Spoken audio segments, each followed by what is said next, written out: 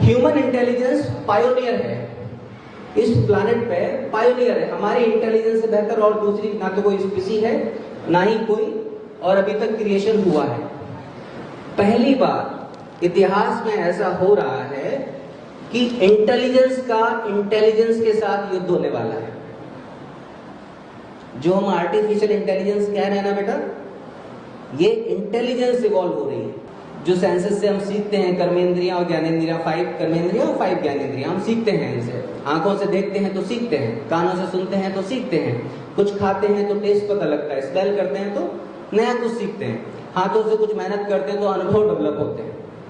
हमें ऐसा लगता है या लगता था अभी तक कि हमसे बेहतर कोई स्पीसी कभी नहीं आएगी, लेकिन बड़ी खतरनाक बात हो गई इस समय पे कि हमसे बेहतर इंटेलिजेंस इवॉल्व होना शुरू हो गई है, जिसको हम क्या बोलते हैं? Artificial intelligence. आज हम इसको आर्टिफिशियल इंटेलिजेंस बोल रहे हैं, कल ये हमें क्या बोलेगी आप कल्पना भी नहीं कर सकते। हमारे पास सीखने के लिए हम किन किन सेंसेस से सीखते हैं?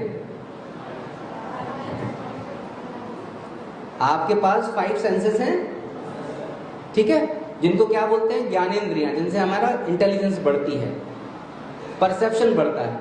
5 क्या है? कर्मेंद्रियां हैं, जिससे हम सीखते हैं। अब हमारे पास तो 2 ही आंखें हैं। आपका क्या नाम है? शौर्य। शौर्य के पास तो 2 ही आंखें हैं, 2 ही है ना, ज्यादा तो नहीं है, 2 ही कान है। आप सभी के पास यही है।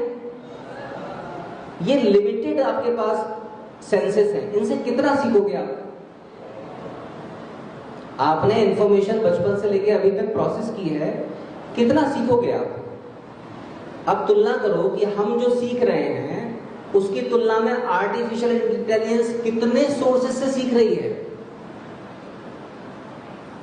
हमारे पास केवल 2 आंखें हैं, उस इंटेलिजेंस के पास दुनिया भर की आंखें हैं।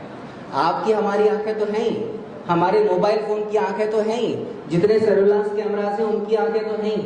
तो मतलब कितनी आंखों से सीख रही है वो? इनफाइनाइट है। और उसकी आंखें बढ़ रही है कि कम हो रही है? हमारे पास तो 2 ही हैं, बढ़ ही नहीं रही है। कई लोग बात करते हैं कि तीसरी आंख भी होती है, लेकिन अभी तक खुली नहीं, किसी की हमने देखी नहीं।